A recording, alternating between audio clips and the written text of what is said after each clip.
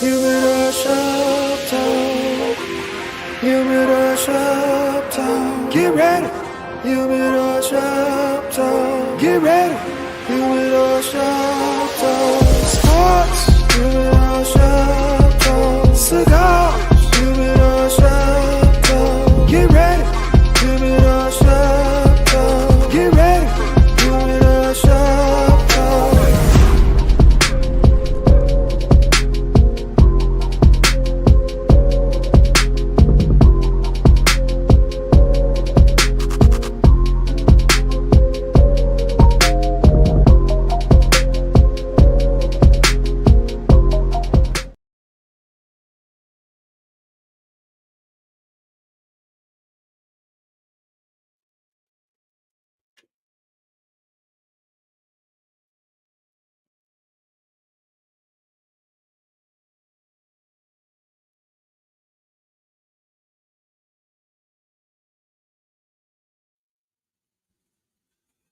We here back here on this Saturday morning, man. This cold Saturday morning.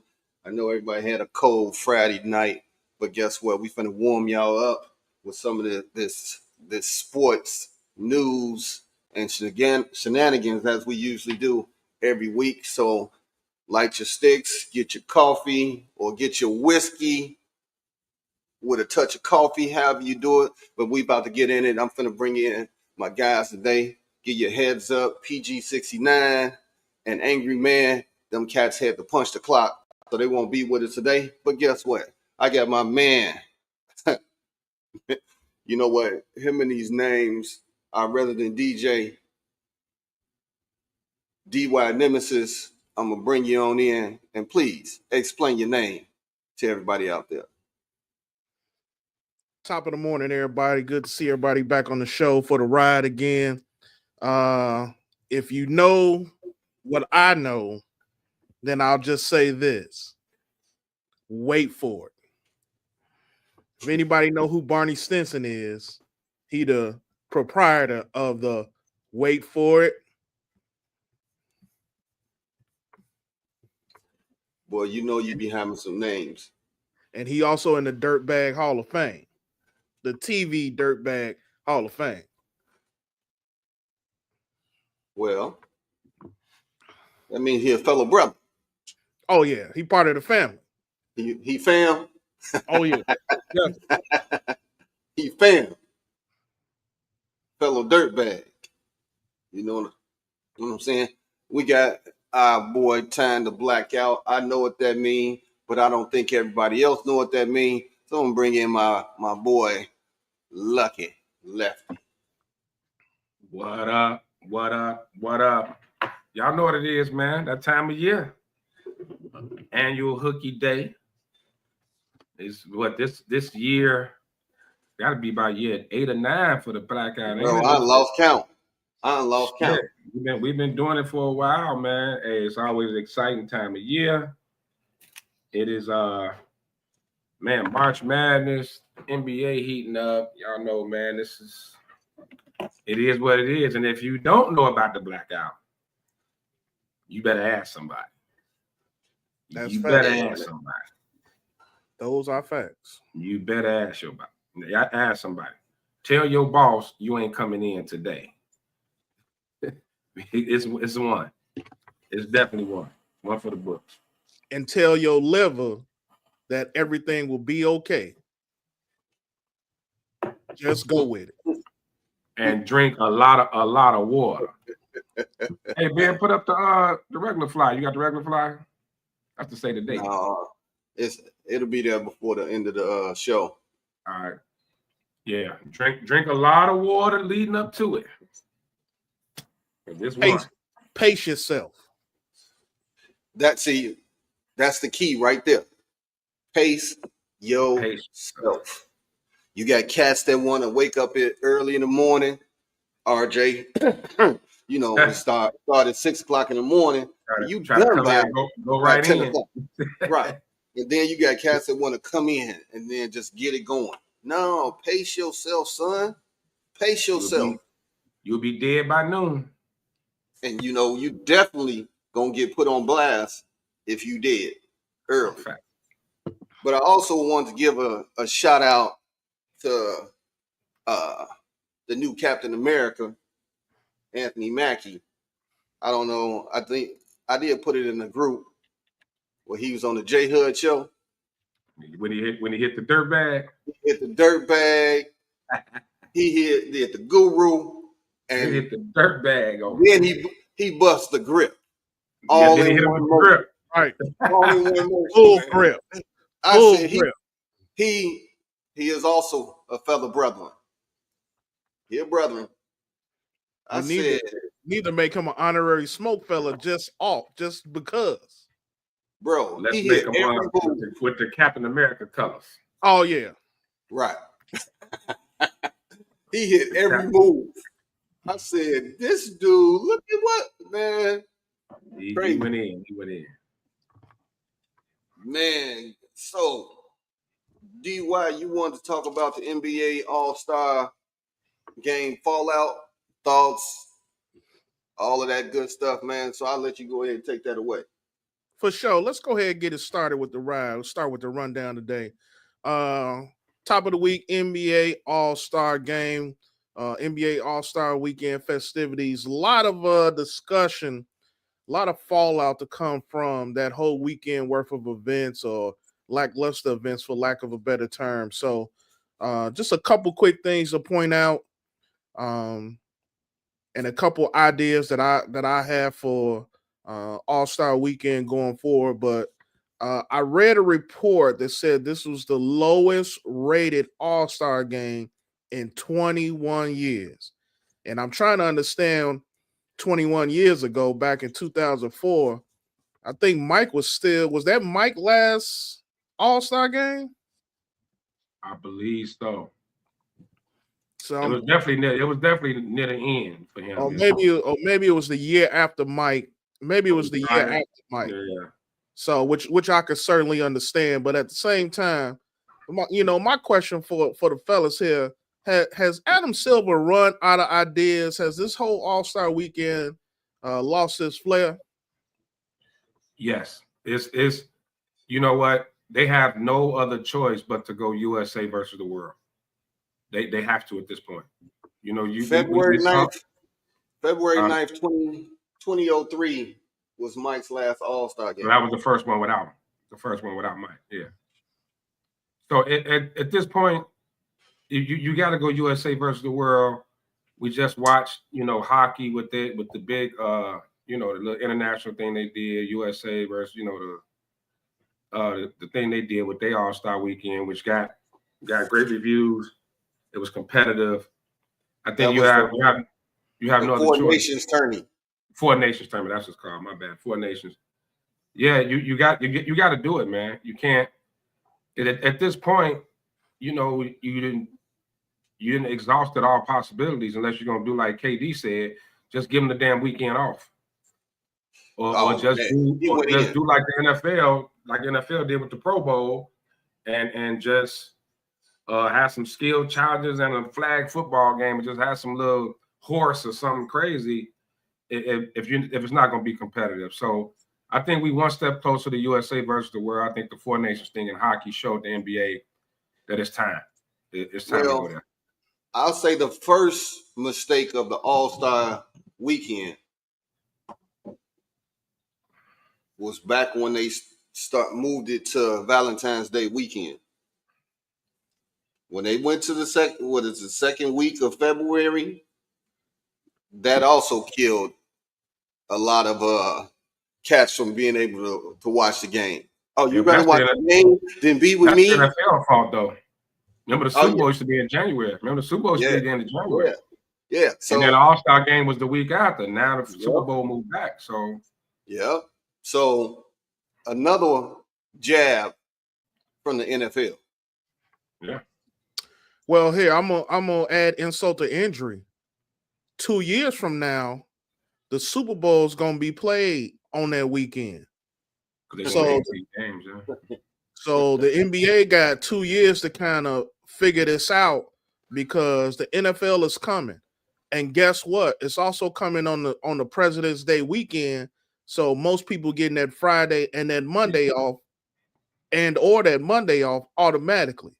So the NFL finna capitalize they finna turn it into a real full weekend worth of events that the NBA would never be able to compete with. But do you all agree they don't have no choice? It got to be NBA versus the US versus international. It's the only thing left. Yeah, I mean, and like I mentioned earlier, I had an idea for it. I think similar to the Four Nations tournament, I think you could do something similar. You know, don't have to call it USA versus the world, but it could be USA team and America's team, which could encompass Mexico, Canada, South America, Caribbean islands, players from there. And then you got a European team and an Asian team, you know, and the Asian team can encompass Africa, so on and so forth. So I think if you divide it up into something like that versus just being USA versus international, you know, the country right now is kind of reeling with everything that's going on politically. I think putting it in that scope and that idea might be a little dangerous, you know, especially when it comes to trying to gain ratings. But I think but then you have to do like the Four Nations. You have to extend it. Then you have to start earlier. Exactly. Instead of doing that game to 40 bullshit round robin shit they did, which was trash. But you'll have to do like the Four Nations and play Friday, Saturday, and the championship game Sunday or Monday, however you would decide to do it. Got to be a full game, man. It can't be this. But now you risking injuries. You risking veteran players that you adding 3 more games to them. You know what I mean? So that's why I think they don't have any other choice. It just got to be one day, USA versus international. Let it ride. Make it get some nice ass World Cup shit, some nice ass trophy or something, and make it that. I think that's all you can do, really. That's all you're left to do. Well, I'm gonna say this, man, and it's not a shot. I'm not hating. I'm not none of that. Here comes some LeBron shit. We all said it. He sets the standard, right? Huh. He sets the standard. The standard ain't gonna change until he retires. So you say we need to go retire? I didn't say that. I said it ain't gonna change until you do. And whoever the stars that are still in the league has to change that narrative and actually go out and play. Because okay, another fallout from there. LeBron, his ass knew that he wasn't gonna play, and you wait till the day of. So somebody lost the slot. Same way with Anthony Edwards. Somebody lost the slot. You knew you wasn't gonna play. So it wasn't just LBJ. Anthony Edwards at least warmed up though. Like he tried. He at least shot around. He was out there with his hat. He was out there with his hat like this. He wasn't playing. He knew he wasn't playing. So he get that same smoke as LeBron. So until that narrative changes, man, the All-Star game ain't gonna go back to being competitive. It is what it is. Yeah, but also with that being said, you have to give a player some incentive. Like give them a reason. Hey, go out there and rep your country. Or whatever. Like, okay, LeBron should have just said, I'm not doing that stupid tournament shit. Like, no, I'm out. My ankle hurt. Whatever was going on with him. Right? Because then he turned around and played back-to-back days and hit 40 and 27. So we know he was okay. Them little 2-3 days of rest didn't all of a sudden make him 100%. Right? So exactly. But I mean, what's the incentive? Like I said, you know, you want him to go out there and play against the rookies. You want this. I mean, he's a 40-year-old. He looks a little re-energized. He looks a little re-energized. There's no way that those rookies should have been there on that day because they have not earned the right to be on All-Star, game day. You get that little Friday night crap. You get that. Yeah. And that was a bone thrown in them years ago. But the incentive has always been the fans. It ain't never been about the money or nothing like that. Well, early years it when they weren't making that much money. Yes. But I'm going to tell you, the fans, you got to get the fans, a show. Yeah. I mean, what was it? But I don't think the players back there needed the incentive. It was just a competitive nature, and they were just talking about it like those All-Star games. Remember, they always started out, they was bullshitting around first half. Yeah. Everybody was kind of bullshitting and playing around. And then around that fourth quarter, when it was getting down to like about that 5-minute mark, that's when they picked it up. Like somebody stepped up, like, no, we about to win this motherfucker. Whether it was Kobe, Mike, whoever, you know, they stepped it up. And I think with that, and that's what really made it. It wasn't like all the All-Star games been bullshit for the most all. Like 1 through 3 quarters was just bullshit. They playing around, throwing alley-oop, throwing off the backboard. It's just a show. And then they decided to turn it on. Then, like you said, it take that one person, all right, I'm finna lock you down. Now the other person, like, no, I'm going at you. Now that spreads, right? Like a virus. Now we want to win. Let's get it. You know what I mean? Yeah. That's but that go back to AAU. That go back to everything, man. Like that competitiveness, and they make so much money now, man. Like you can't. The incentive can't be money. It can't be money, right? To me, it got to come from the players, because the one year that Kobe said, LeBron, I'm gonna lock you up. LeBron was like, I thought he was playing around. No, LeBron was like, damn, he really playing against me. Mm-hmm. That right there set the stage for that game. Like, damn, they out here trying to hoop. Or the only other thing, like, Brian, you better play. Yeah. Now the only other thing is do what baseball did. Win an All-Star game, get home field advantage in the World Series. So the winner, whatever conference wins, get home court advantage in that in the NBA Finals. That's incentive right there, especially if you one of those teams that's vying for that spot. So that'll definitely make it competitive. I know the NBA's been trying to avoid that, but it's either that or the international thing, man. I don't see nothing else that's gonna bring it back to life. I just don't. What up, Patrick? Hey man, hello man. You know, I'm in the midst of traveling to home front. So my take on that is, bro, like you said, these guys make too much, so the incentives ain't nothing for them, which I understand. The only way to get it back to it is going to take the players and their competition level and their level of competitiveness to get it back to where it was. Like you said, that back in the day, they didn't need those incentives. They didn't care, but that fiery spirit was in them where, like, man, we finna go out here and we finna show these boys. We the ones, you know what I'm saying? The East versus West, that's how they would do it. Now, it's like everybody friends. Everybody cool with each other. Yeah. Off the court, everybody buddy. We party with each other. Then it's no competitiveness there anymore.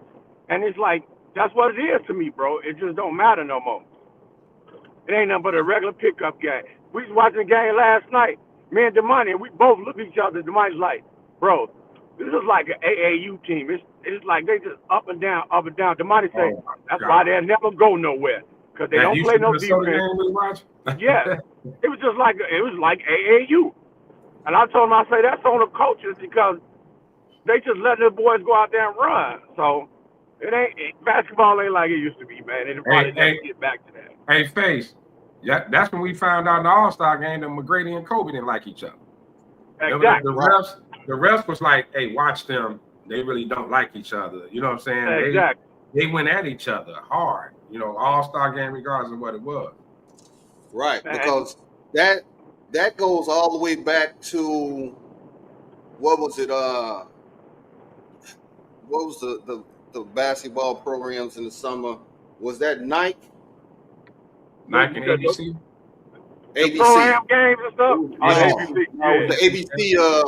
It was the ABC, and Tracy and McGrady and Kobe didn't like each other because they was vying for the best. They didn't like each other back then, and it carried over into the league. That's what it is, man. Competition. Hey, we was watching the game, and I told Damani, I said, you know what? I realize why these dudes shoot so many threes now. Because nobody has a down low power game anymore. They went to the cup for a free throw, and they just threw the ball up and fell on the ground. I mean, for a layup, threw the ball up, fell on. I said these dudes don't have the fundamentals no more to create and go to the cup. They just jacking threes. Well, And Face, they go a little deeper than that. They go a little deeper than that. Yeah. The best players got a go-to move that usually is kind of unstoppable. They get that off anytime. Dirk, Jordan, Olajuwon, everybody had a go-to move. These players now, they don't have a go-to move. They just, the Euro step is they move. And if they can't get that off going to the basket, they lost. Well, like LeBron, bro. If he just go to the, can't nobody stop that boy when he going to the rim, bro. Yeah. But he'll shit up there and he'll jack up a three in a minute. But I think what we're seeing is lack of IQ. The IQ of basketball IQ has dropped because cats are more athletic and they depend more on their athleticism over that actual basketball IQ. It ain't too many cats in the league right now except the old heads. Like what young boy in there right now that you saying, man, his basketball IQ is through the roof. Like you can't think of one. And just watching that Houston Minnesota game was like, oh my God, it was sloppy. And Houston was the number 2-3 seed in the West. Yeah, it was ridiculous. Like I can't see them getting out the first round the way they play. No. But you got a bunch of athletes. Everybody can jump out the gym. Everybody's fast. Everybody can shoot a three. So, but it's nobody's thinking it through. I ain't even see screen and rolls. The best basketball IQ today is an international player, and that's the Joker. Because the Joker can't jump over a penny. Right. But he killing you with triple doubles. Yeah, but I mean, as much as you hate to give him credit, him and LeBron, because LeBron's basketball IQ is also what's keeping him doing what he's doing at 40. Because he has his athletic spurts. Like he'll have a spurt, like when he dunked on Mark Williams the other night. He can do that in spurts, but he can't do that for 40 minutes. So a lot of he is playing a lot off IQ. Right. And I think Luka's probably another one whenever he get over his heartbreak. Whenever he stop acting like the little girl that got stood up at prom and get his shit together. Wow. But his IQ is pretty high too. I think those three probably the top. So he didn't get a Khashoggi? Yeah, I'm pretty sure DY gonna talk about that at some point, so I ain't gonna jump the gun. No, you see him rubbing his chin like this. When he's rubbing his chin, he got something he want to say. No, it's not even that necessarily. I think, and I didn't have it as a topic, but it does point to the fact that NBA players today are built a little bit different from a mental perspective. You kind of have these guys that have been catered to, their entire career. I listened to somebody on the radio yesterday mention like Kevin Durant is like the last of the Mohicans. He like one of those NBA players that came up from nothing, kind of had it tough growing up. Played basketball everywhere. People told him he wasn't big enough, he wasn't strong enough. He wasn't nappy. You know what I'm saying? Yeah. They never lied about that part. Man. Come on, man. Well, where's the lie? But if you look at today's NBA players, these cats are groomed at a very young age to just basically display their talent. But the mental aspect of the game, I think, has fallen by the wayside. That's why you get guys who are emotional from getting traded. So what? You got traded to a completely better city. You went from Dallas, and Dallas is nice, to LA, to Los Angeles. You know what I'm saying? But I want to jump in. Okay, wait, 1 second. Can you jump in? But DY, it's the human factor to that too, right? And this didn't happen in the off season to where you got a couple of months to adjust. This happened mid-season, that's what really makes this remarkable. This happened mid-season. I just took you to a finals. I'm pretty much a god in my city. Everybody just like I'm worshipped. I'm the dude. and out of nowhere, without asking, you trade me. It's like a female that been in a relationship with a cat she in love with all this time, and one day he just called her like, it's over. I'm done with you. Move on. And what, she's supposed to just bounce back? It's gonna take her a minute. But unfortunately for Luka, it's happening during the season. You can see he's still moping. That dude is heartbroken. His heart is broke. He is not over it. AD kind of didn't care. AD was like, whatever, let's get it, until he, pulled his vagina. But AD had been traded before. Yeah, but AD been traded. But so it really didn't bother him. But you can see in his face, his smile is even fake. That dude is hurt, man. He is fucking hurt. If this would happen in the offseason, he would have had like a month or two to kind of get it together, let it sink in. Then he could have came into the season. Still ain't right, man. I think Luka was Luka, and you could tell this shit real. Luka was blindsided. Like, if I buy a $20 million home, right, a week before, man, I'm Dallas for life. I'm gonna sign this extension in the off season. I'm good. Mark Cuban and told you he loves you. Yeah, I got my issues. I'm a diva, but I got it like that in Dallas, right? I got it like that, right? So I'm cool. When you trade me and don't holler at my agent mid-season, you don't holler at my agent. We have no idea about this. New ownership, yeah, I get it, but I'm the dude. They ain't gonna trade me. Hey, run that $20 million home. Run that. When it comes to Luka, right? When it comes to Luka, look, it's even to the point where Dirk went to his first Lakers game. Dirk showed up. The guy. And by the way, they never did Dirk like that. By the way, they never did Dirk like that. That's number one. But listen what we saying, Cuban y'all. was there. Cuban was there, Kev.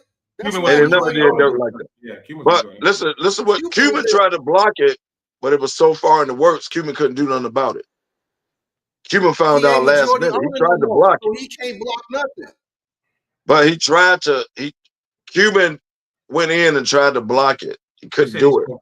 Yeah, they say he spoke up. It was too far in the works. But just listen. I'm the dude.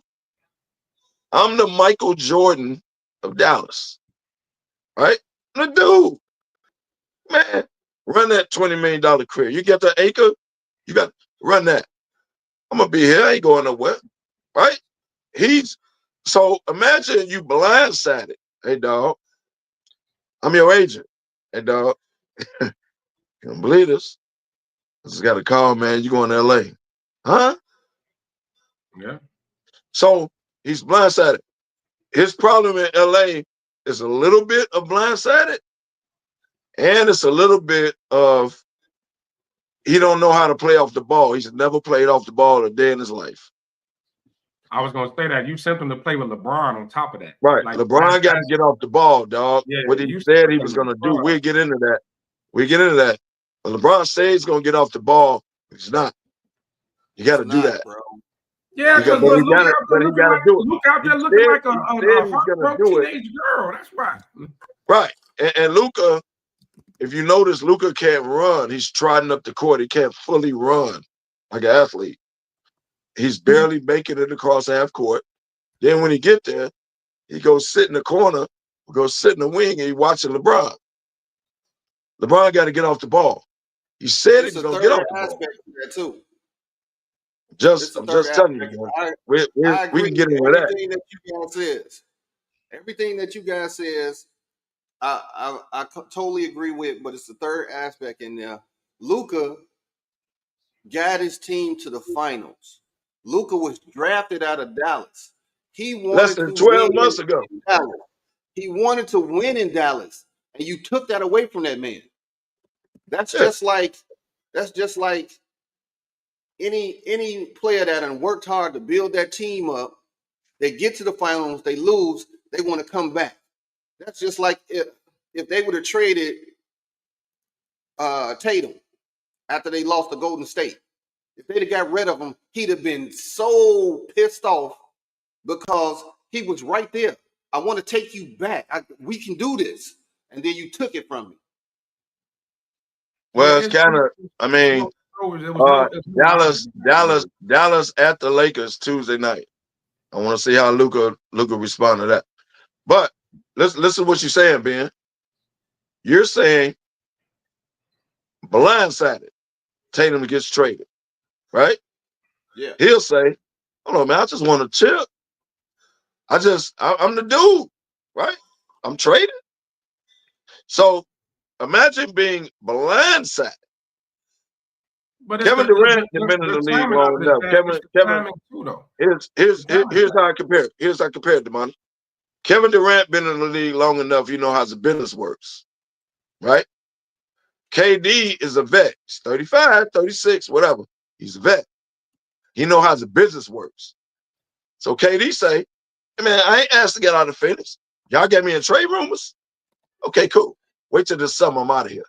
Yeah. Right? KD took it like okay, I get it. I'm a commodity, right? But these young cats that's thinking they there for life. Like Luka probably thought, man, I'm gonna run that $20 million crib. Run that. You can't blame it on being young because no old superstars have ever been traded mid-season. Like what superstar, what upper echelon player, top 5 player in the league has been traded mid-season?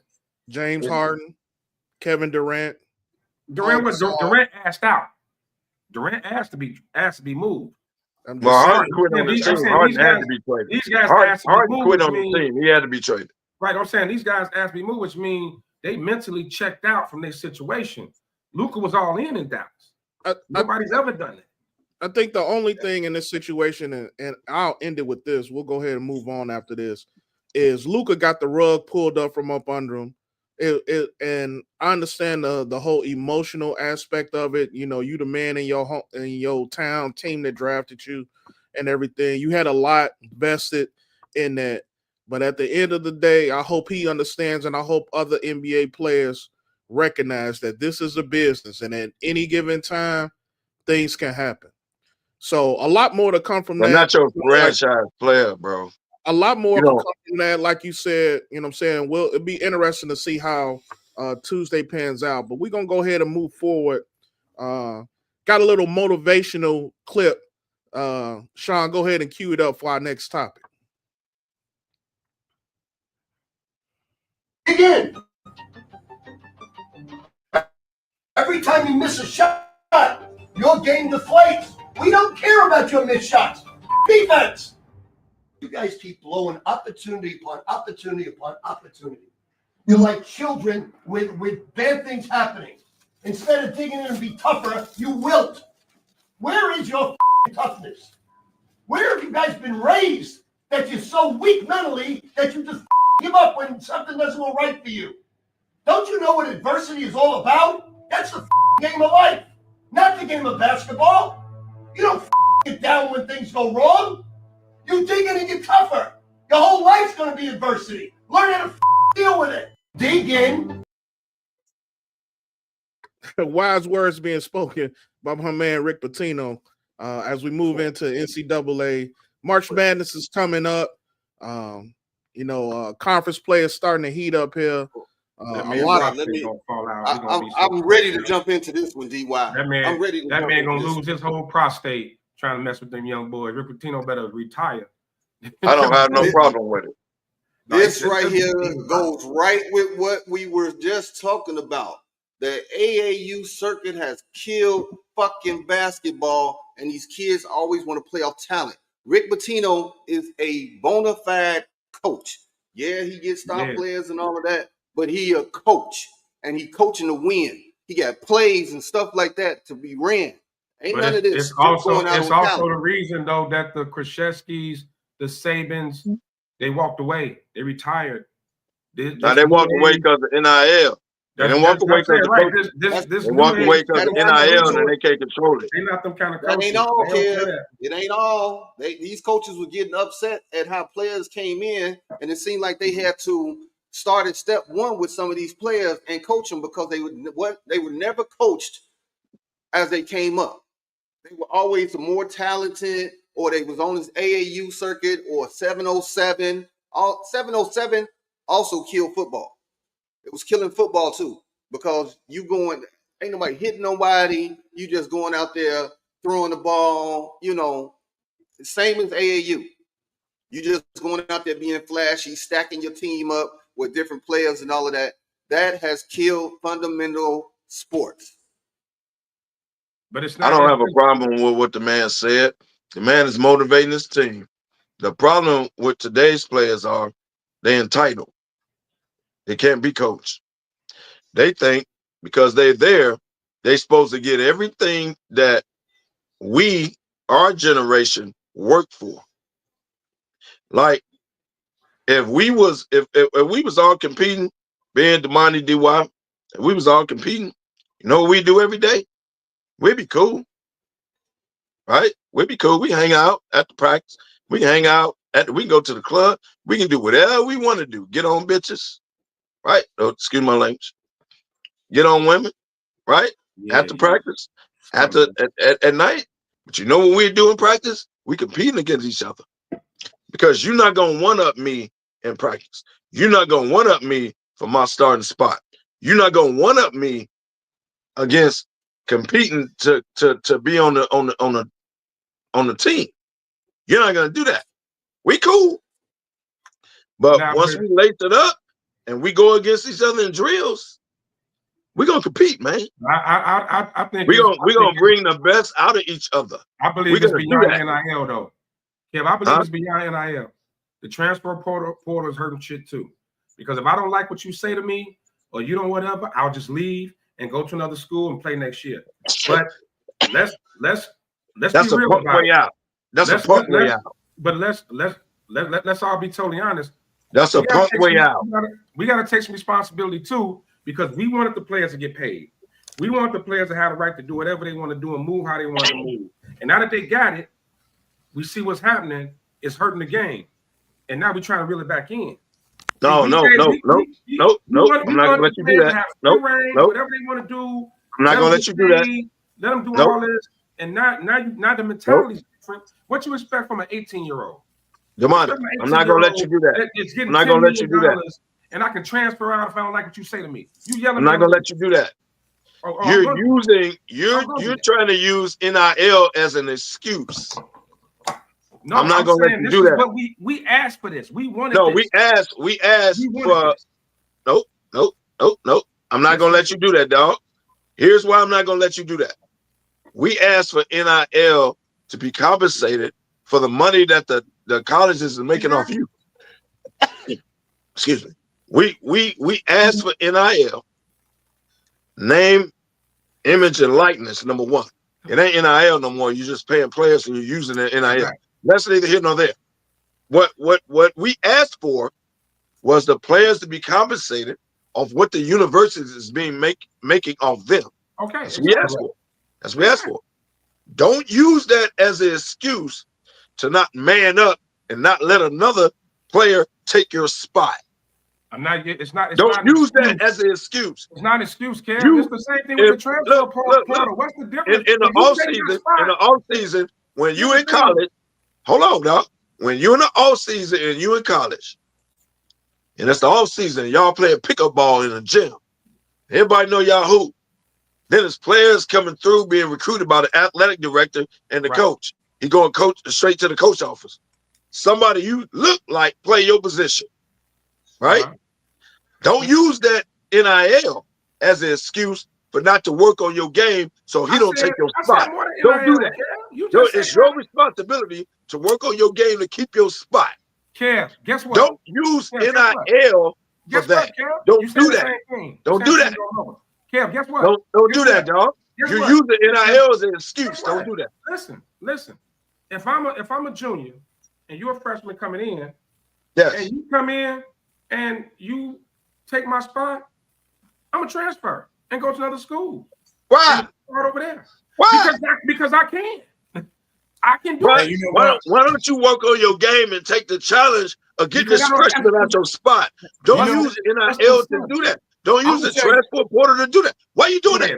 I'm gonna jump in. I'm gonna jump in and tell you why are you doing that. Why don't you take the challenge to do? Man, you ain't taking my spot, dude. I'm here. I'm a junior. I'm about to be a senior. Why don't you take this? Why don't you take the Why don't you take the challenge? Hold on, Kev. All right, Kev. We finna tell you why they don't take the challenge. I'm gonna tell you why they don't take the challenge. They don't take the challenge because they feel entitled to the NIL money. That's what a lot of that is coming from. Everybody don't get NIL, Pat.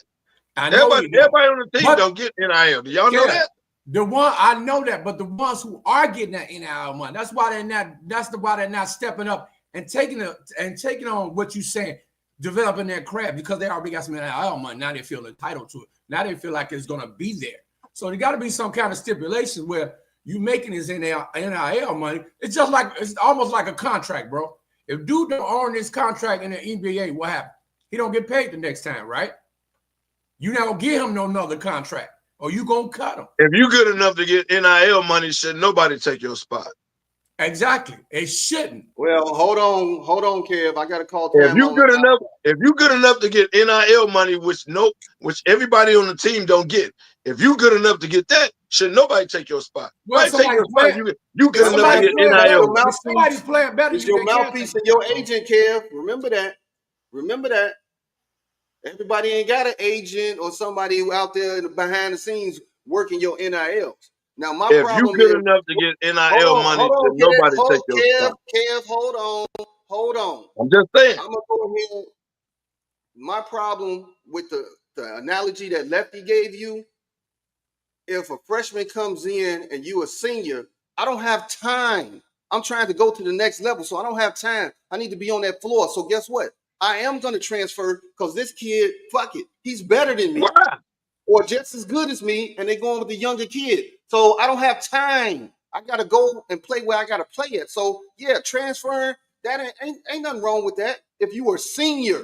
Now, there is something wrong with that. If you a freshman, you should never let a freshman come in and take your motherfucking spot, man. You ain't on the floor at all.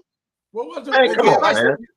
If the freshman was clearly better than you, you didn't take nobody's spot. Better than you, how can you stop him from taking your spot, bro? When I came in, I took spots.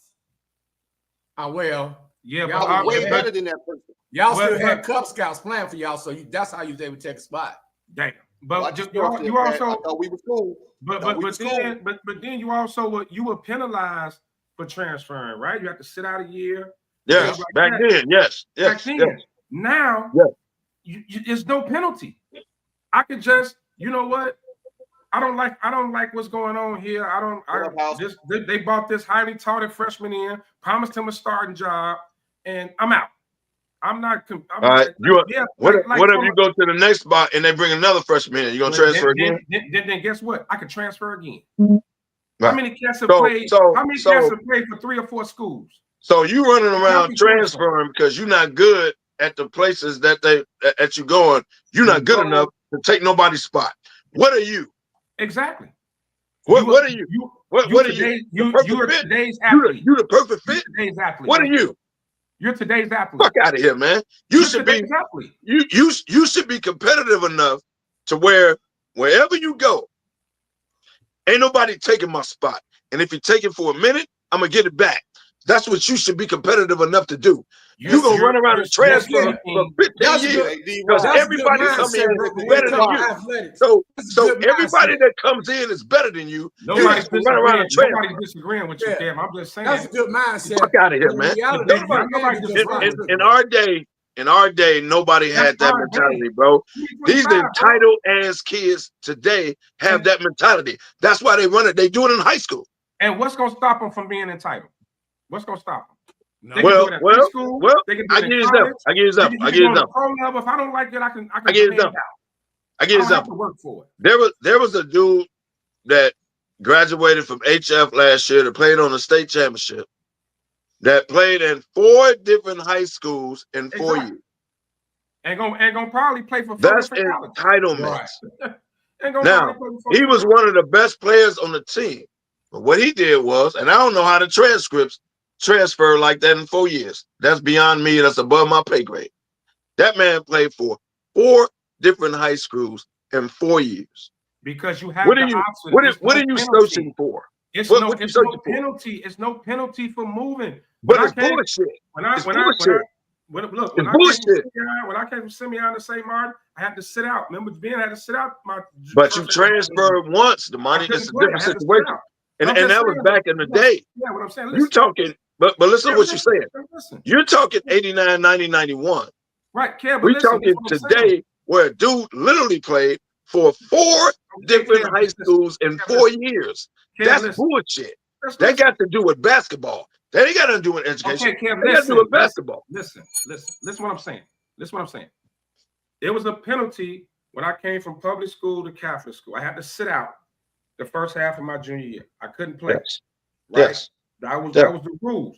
Look at the times you did it though. Okay, let me finish. And even then, things happened at St. Martin that I didn't like. I wanted to leave, but guess what? I would have been penalized again. So I had to stay. I had to stay and deal with it. Now, you don't have that. I could leave if I don't like you. I don't like what you say. Me and Mandy didn't get along. Me and Mandy didn't get along at all. I took him under my wing I and could have made him a left. better player. Yeah, well, I don't know about all that. I'm just saying. I made him a better player. I'm just saying, but it was things that happened that made me want to leave. I wanted to bounce, but I would have been penalized again. So I had to stay. I had to stay and tough it out. You don't have that now. I can go from school to school to school whenever I want with no penalty, with not sitting out, with nothing. So it's the fact that the option, sometimes you have to take away the option. Sometimes you have to take away the options. That's the entitlement I'm talking about, though. That's the entitlement. But you have to control it. It's as in the racist way how the Houston Texans owner said, you letting the inmates run the asylum. But and when the inmates run the asylum, this is what you get. And House made a comment.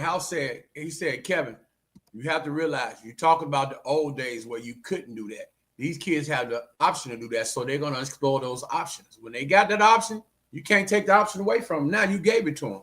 But okay, I'll respond to that. Yes, you have the option, but what are you searching for? The perfect situation?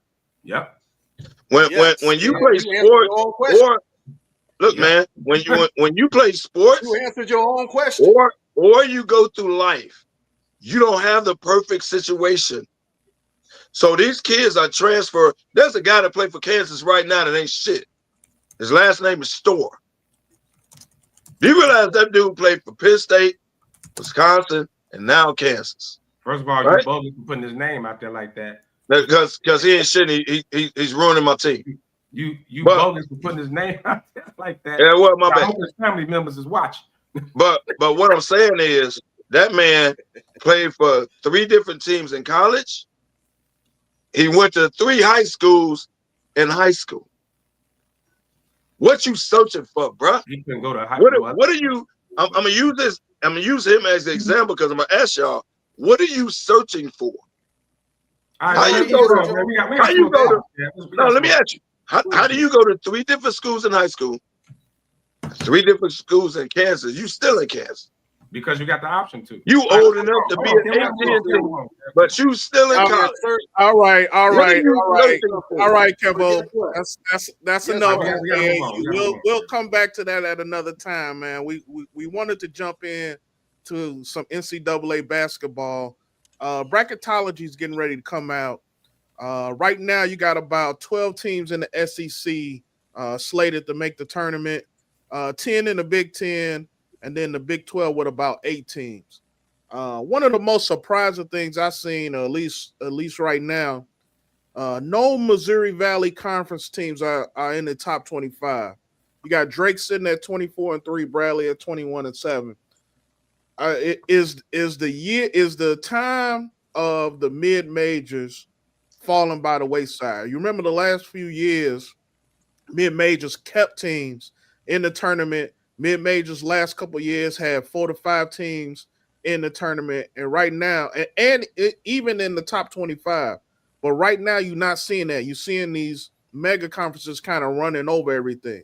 Does that surprise you not to have some of these mid-major teams ranked better? No. You know why? You know why, DY? Because it's the round of 64. If you want to put 68 because of those play-in games, but when it comes to the tournament, this is where the mid-majors eat. They eat in the tournament. Once they make it there, they knocking off this big program, that big program. And now, next thing you know, everybody trying to run to one of these little mid-majors, and then they good for about 3 to 4 years, and then those kids leave. It's just a cycle. It's just a cycle. But the tournament is where the mid-majors eat. They got 4 years.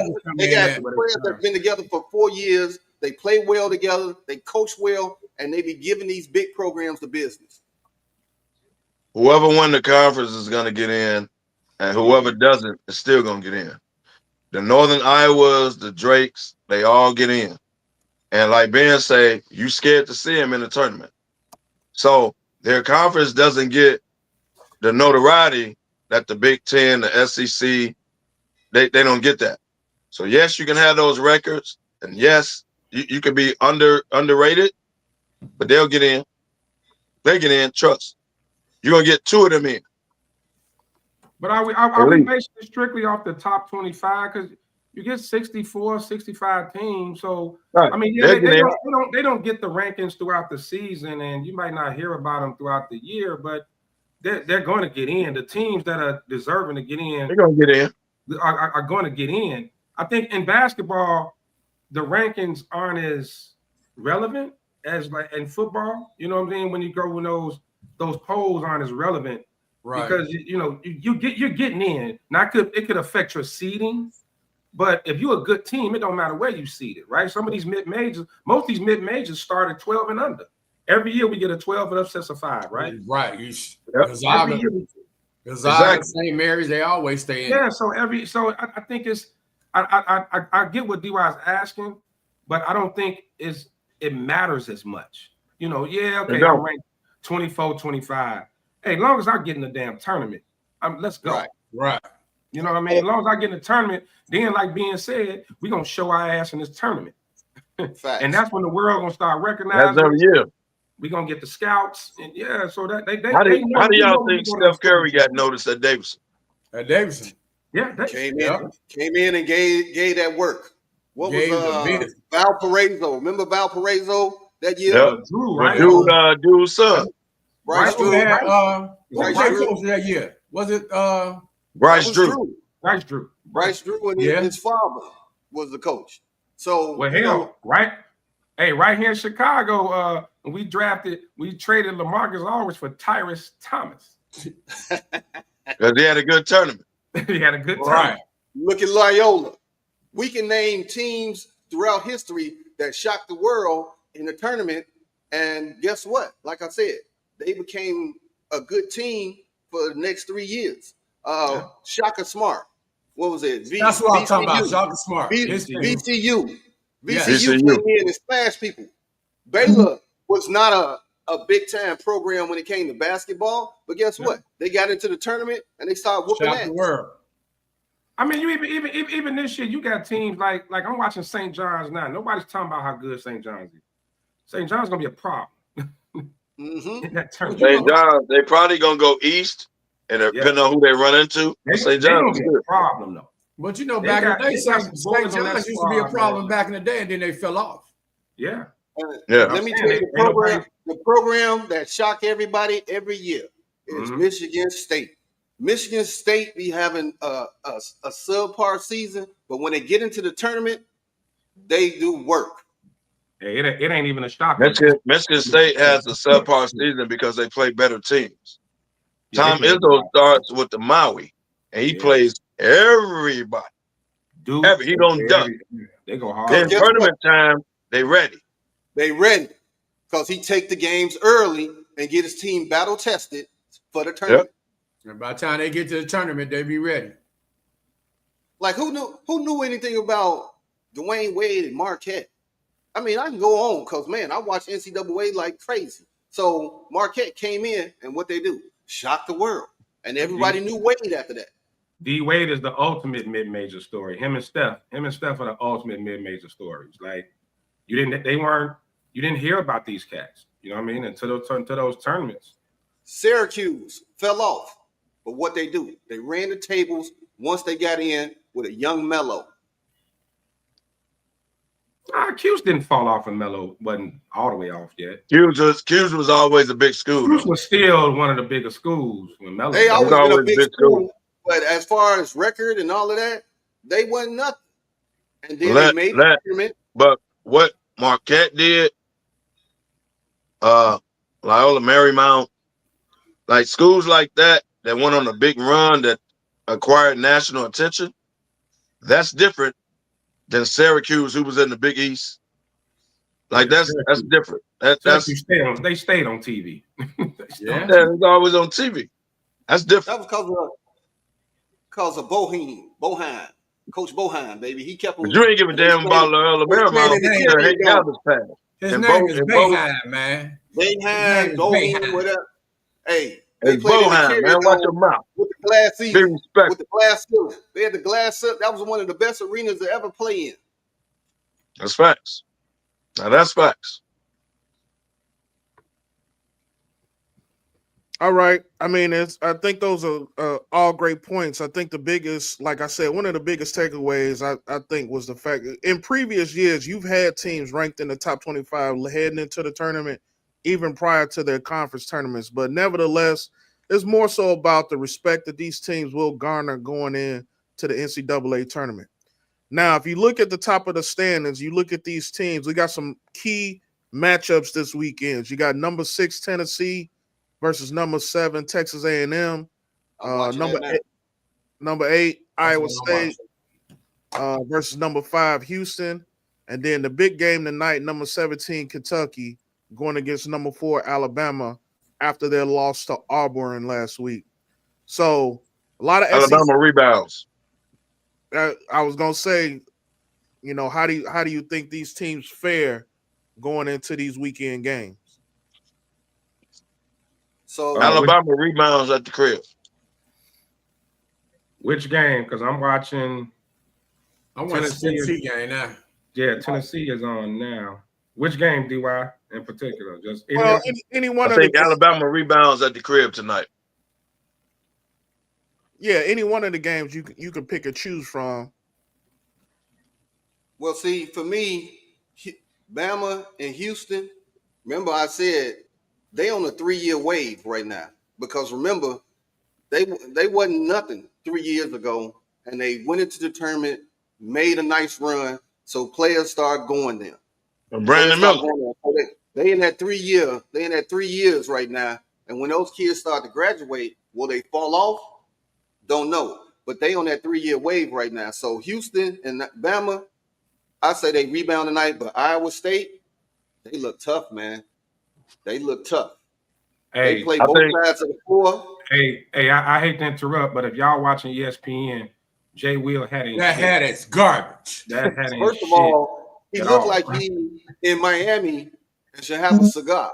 I just had to you said it, look, they put the close up on the hat like you was running the show. I was looking at that show. I wasn't saying he ain't Shaq. That hat is trash. That hat ain't shit, man. Hey, then he gonna sit there like this with the hat on his head. Hey, man. First of all, you can't watch Shaq hat game last week at All Star Weekend and come out with something like that. You can't come out like that. No, I agree with that. I agree with that. But I think y'all missing the big picture. Will we holler at Jay Will? He needs you, baby. I think y'all missing the big picture. All the games y'all named, you mentioned the SEC team. Right. The SEC is dominating college basketball this year. They got all the ranked teams. And I mean, what Kev, me and you talked about, we said it's 7 or 8 teams that can win this thing this year, man. Like it's no clear cut. It ain't no clear cut. Yes. It ain't no clear cut. It's you won't be shocked. That can do this. Yeah. You still can't count out. And you still can't count out the old heads, the Kansas teams like that. You know why? They're getting a tournament. Kansas ain't doing it this year. I'm a Kansas fan. They're not doing it this year. You can't pick out a clear winner. You know why? Because of NIL. It done got a lot of parity around college basketball where kids are going somewhere where they getting paid. And it just ain't the big schools anymore. Look at our very own North Carolina. Yeah, but it has to click on the court, man. They can't get no players. But here's the thing. You can't point out NIL and say that team is winning because of NIL. No, that's not what I'm saying, Kev. He didn't say that. Like, you can't do that. He didn't say that. it's making it fair across the board because you don't have to go to the big schools to get your shine on no more. You can go I to agree with that. one of these mid majors. You can go anywhere now and play ball and get paid. I agree with So that. that's a plus for NIL. Yes, it's a bunch of negatives, but that is one of the pluses where you got parity across NCAA basketball. So is it? But what? So let me ask this. So what's the domino effect, right? There's been parity over the last couple of seasons in college ball, right? You've had some been pretty even. Like it's always been a couple of schools that couldn't that could possibly win it. Well, it was you don't have that superstar, right? If some of the parity lack of superstars, and is because we see it when it gets to the NBA level, we haven't had that next great one come in yet. You know what I mean? Like we and I know we're gonna talk about women. Like we didn't have it wasn't a Caitlin Clark, right? It's no Caitlin Clark, somebody like that who can come in and you know and then go to the next level and become a superstar and raise a team. I don't see anybody in none of these college teams as good as great. I love it, but I don't see the superstar. I don't see the mega star outside of Cooper Flag. And I don't. Well, you see Juju in women. Yeah.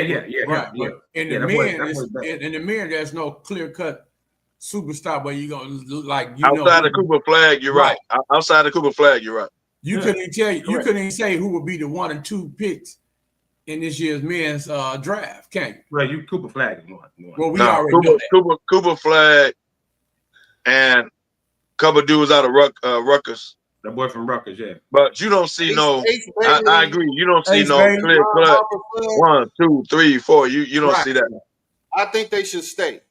This is just me. I think they should stay one more year because Ace Bailey and Ron Harper's son should stay another year. Because I watched their game. They are really talented, but they not understanding the game. They just running and scoring. You shoot this time, I shoot this time, you shoot this time. They need to be coached a little bit more to be that number one superstar. Man, when the iron is hot, you strike. I get it. They gotta go. They gotta go. They gotta go. And I'm gonna tell you the real shit. The Rutgers coach gonna tell them, "Hey man, I love y'all to stay. You're an enhancement to our program. So y'all gotta go. You gotta go. Yeah, if you top 5 in the NBA draft, you gotta go. You go. Gotta go.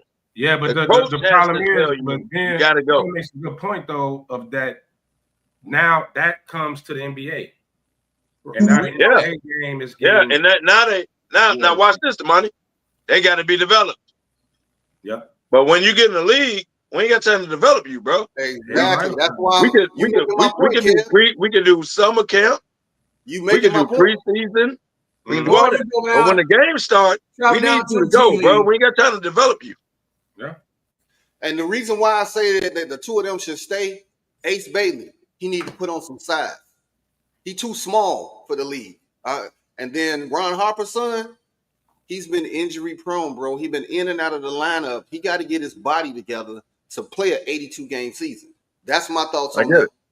Well, his daddy is in his ear on that. His daddy is hey, son, you might want to stay another year. Now, Ace Bailey got nothing to do with it. But I'm sure Ron Harper is like, hey, bro, this is a grown man league over here. You might want to stay another year. Now, yeah, but then it's always that possibility. You don't think his daddy is telling that? But like we always talk about, it's always that possibility. You stay extra year, you blow your knee out. Yep. Your Achilles. Yeah, like you said, Kev. Well, we don't know that. You can do that in the NBA. We don't know that. You can do that in the NBA. We don't know that. You'd rather do it in the NBA than in college. Right? You'd rather do it when you know that's true, Kev. You know if these cats got the chance to go, they're not gonna take the chance of coming back next year. Something like that. They gone. So if you his dad, you ain't LeBron, but you his dad, and you say, hey man, you need to stay another year, bro. You stay another year, develop your game, whatever. You need to stay one more year, and then you'll be ready. So I got You're not ready right now. I played in the league.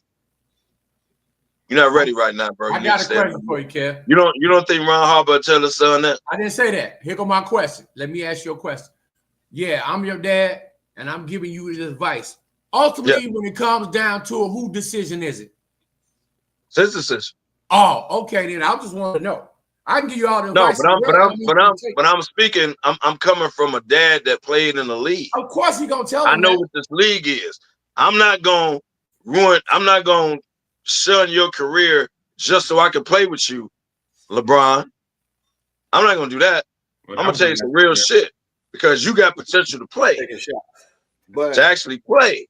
So I'm gonna tell you, hey man, you ain't ready yet. Damn. Stay another year. Develop this, develop that, whatever.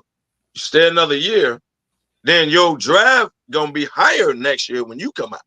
Well, and then you also have to factor in too. You know, Ron Harper got money. He came from money. They're not hurting for. Yeah, it ain't a rush.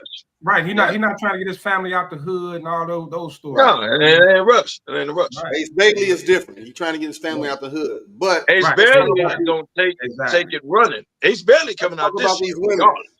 The games on the docket for the women today.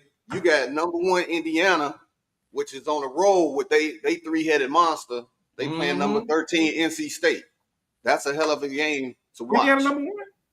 Yes. Yeah. Yeah. Damn, I didn't know that. Then you got number 17 West Virginia. UCLA lost versus number 10 TCU. You got number 25 Illini versus number 4 USC, and they just knocked UCLA off the #1 slot. The best team in the nation is UCLA. They lost to USC, but they're the best team in the nation. Let's not get it twisted. Then you got number 7 LSU. I know y'all don't follow this, but I do. Number 14 Kentucky. So the women's side, and I've been saying it for the last 2 years, is a little more excitement to watch. And you got UConn and Butler playing today too. That UConn #5. Yeah. Hey, look, man. I'll tell you this. USC, they got everything going from them because they down there in California, and they called Juju Monica from Love and Basketball. She went on social media and said, I would love for Sanaa Lathan to show up at a game. And that #1 UCLA and them, she showed up to the game. I just want to welcome y'all to women's basketball in the last 2 years because y'all just getting on the bandwagon, right? Hey, Kev. Y'all just coming in and y'all got hyped off Caitlin Clark and Angel Reed, and now y'all hyped up Juju. I've been a part of women's basketball for years. Hey, man. I just want to give y'all credit for coming on board now, and now y'all acknowledging that y'all watch women's basketball, and y'all don't even watch it until the tournament.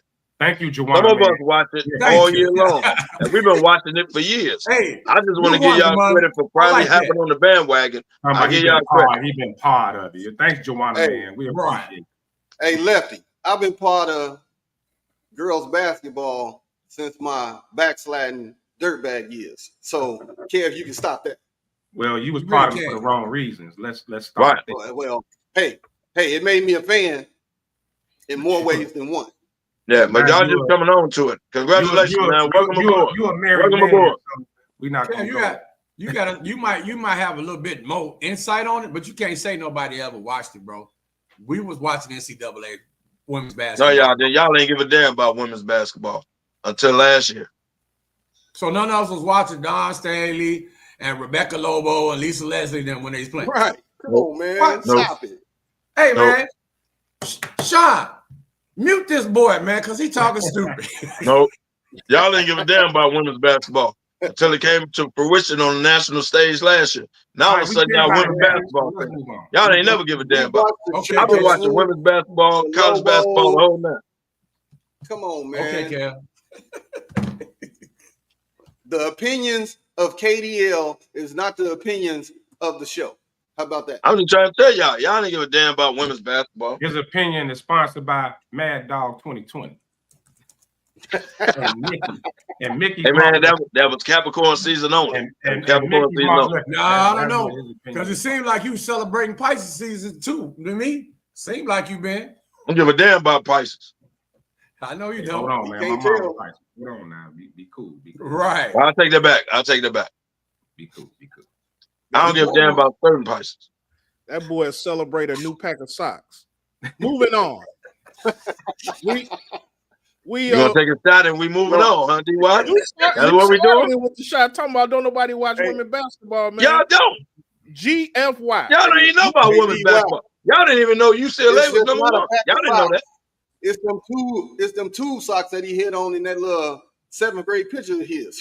First of all, that was 1985, number one. Hey, them 87th Street specials off the US. That was 1985, number one. I'd love to see what y'all was wearing in 1985. All right, we well into the second hour. We're gonna go ahead and move forward. As with always, we got our Bears segment. Let's talk about a couple. Talk about a couple Bears moves that's been made. Hey Sean, you wrong as hell, man. You wrong as hell, but that's cool. That was 1985. Wildcats for life, baby. Wildcats for life. I'm bringing them back this summer, Kel. We bringing them back. Wildcats for life, baby. Hey, what's with his shoulders in there? He all tight. Because I was in the front. I was in the front of the picture. That's wrong, man. That's wrong, dog. Okay. Go ahead, D.Y. I can rock with it. All right. Three-pointed stories coming out of Bears this week. Number one, let's start off with the salary cap cuts. Bears freed up close to now about $80 million in cap space. Are the Chicago Bears prepping for some big moves going forward? Pat, what you think? I think so, man. We talked about. I think we talked about this last week, man. We already said those two were going to get cut. We're just going to clear up about 90 million. I think they're prepping up to try to go after Myles Garrett, bro. A lot of speculation is they the front runners. He asked me, not you. He asked me, not Kevin. Well, I want to ask DY to go off what we discussed last night. What did we discuss last night? That they're going after the tackle from KC. Right. And then they're going after the center from Atlanta. That's your free agent money. I know they got cap space, Pat. That's your free agent money. You're gonna still draft offensive linemen and all that in the draft. But your free agent money is going after dude in KC, dude in Atlanta. That's your top two free agent money. You get that out the door. That's your free agent money. So what? I want to add something to that, DY, because I think everybody's talking like Trey Smith and Drew Dalman are locks, right? To come to Chicago, but we got to think about. Nobody's talking about New England. New England got $100-something million, and they need O-line too, bad, and. So the Bears, the Commanders, and New England, they got their franchise quarterbacks on rookie deals, so they can splurge a little bit at these other positions. Nobody's talking about New England because they need a new 5 across the board. They need a whole new O-line, and they really like their quarterback. And you got what's the name? What's the head coach now? Vrabel.